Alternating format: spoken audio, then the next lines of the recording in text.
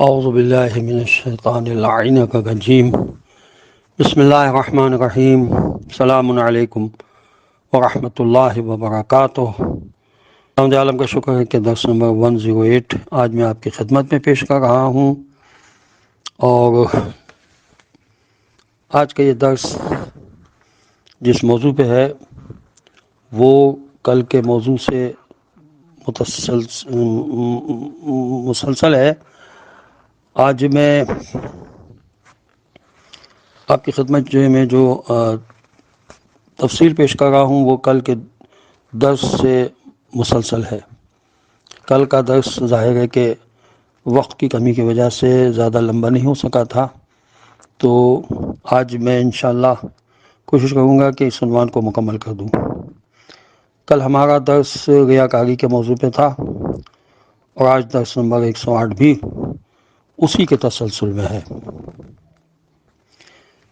تو انسان جب لوگوں سے ملتا ہے تو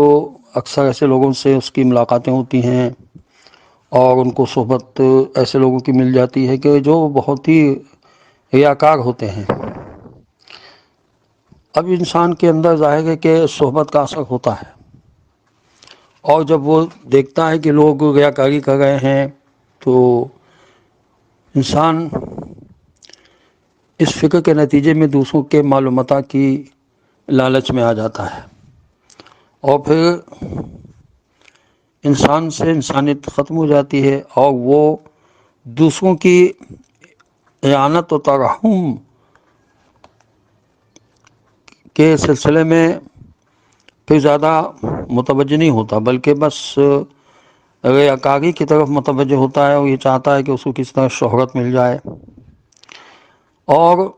وہ اپنی عبادات اور عمل صالحہ کو خالص خدا کے لیے انجام نہیں دیتا۔ بندگان خدا میں شریک میں شامل ہو کر وہ لوگوں کو یہ بتانا چاہتا ہے کہ میں بھی بڑا عبادت گزار ہوں۔ لہٰذا اس ریاکاری سے نجات پانے کا علمی راستہ یہ بتایا گیا ہے کہ انسان کچھ باتوں کی طرف متوجہ ہو۔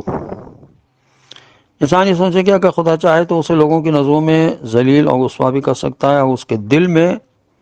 چھپی ریاکاری کو لوگوں پر ظاہر کر سکتا ہے۔ اس صورت میں اس کے بارے میں لوگوں کے خیالات منفی ہو جائیں گے، جبکہ اگر وہ خلوص نیت کا مالک ہو تو خداوند عالم اسے معاشرے میں محبوب، عزیز اور سربلند کر دے گا۔ تو لوگوں کی تعریف و تمجید اس کی حقیقی منزلت میں کوئی اضافہ نہیں کر سکتی، اور نہ ہی کسی کی مذمت و بدگوئی اسے مقام و درجے میں کمی لا سکتی ہے۔ پھر یہ کہ آخرت اور اس کے کثیر اور ہمیشہ باقی رہنے والی نفیس اور عالی مقامات جو خدا کے پاس مخلص انسان کے لیے محفوظ ہیں، وہ کسی بھی صورت میں دنیا کی تمام تر آسائشوں اور نعمتوں سے موازنے کے قابل نہیں ہیں۔ ان چیزوں پر توجہ کے ذریعے انسان کا دل ریا سے خالی ہو کر اخلاص سے پر ہو جاتا ہے۔ خدا سے انس و محبت اس کے دل میں پیدا ہو جاتی ہے، دنیا کی رنگینیوں اور دھوکہ دینے والی چکا چوند کو بے وقت شمار کرنے لگتا ہے، اور عظمت الہی و آخرت کی جاویدانی پر یقین پیدا کرتا ہے۔ اس کی تمام توجہات ذات پروردگار کی جانب مبذول ہو جاتی ہیں، اور پھر ریا کے لیے کوئی جگہ اس کے دل میں باقی نہیں رہتی۔ تو ریا سے مقابلے اور اس کے علل و اسباب کے خاتمے کا عملی راستہ یہ ہے کہ انسان یہ عزم صمیم کر لے کہ ہمیشہ عبادات کو چھپا کر انجام دے گا، اور شیطانی وسوسوں کے لیے کوئی گنجائش نہیں چھوڑے گا۔ البتہ ابتدا میں یہ عمل کچھ سخت اور دشوار محسوس ہوگا، لیکن کیونکہ یہ ریا کے معالجے کے لیے بہترین عملی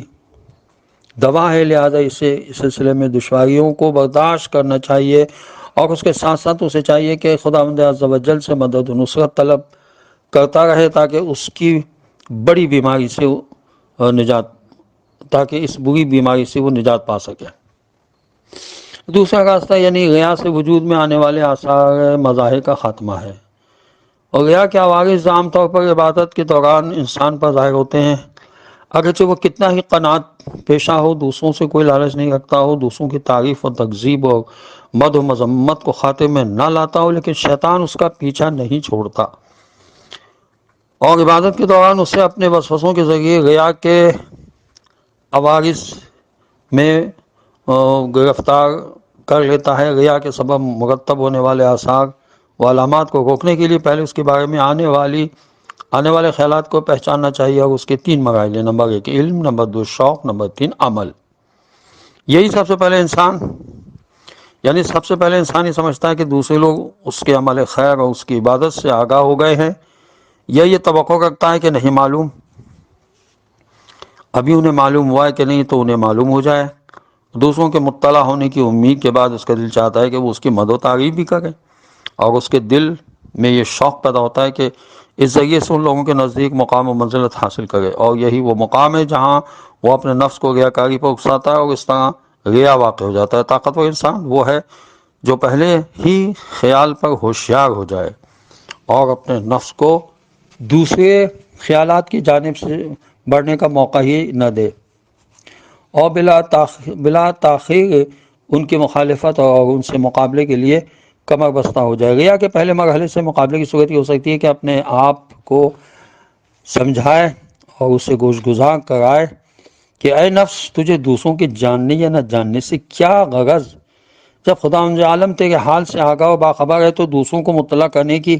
کیا ضرورت ہے؟ ہاں، اگر یہ صورت مفید واضح نہ ہو اور ریا کے بارے میں اس کا شوق کم نہ ہو، اور وہ اپنے آپ کو دوسرے مرحلے یعنی دوسروں کی تعریف و تمجید کی خواہش کی حدود میں داخل ہونا چاہتا ہو، تو اسے چاہیے کہ خود کو تنبیہ کرے اور ریا کے نقصان دہ اسباب روز قیامت میں غضب الہی اور اعمال کے رائگاں ہو جانے کے نقصان کو وہ اپنے ذہن میں لائے اور یاد کرے کہ جب ان اعمال کی انتہائی ضرورت ہوگی تاکہ اس کے اندر ریا سے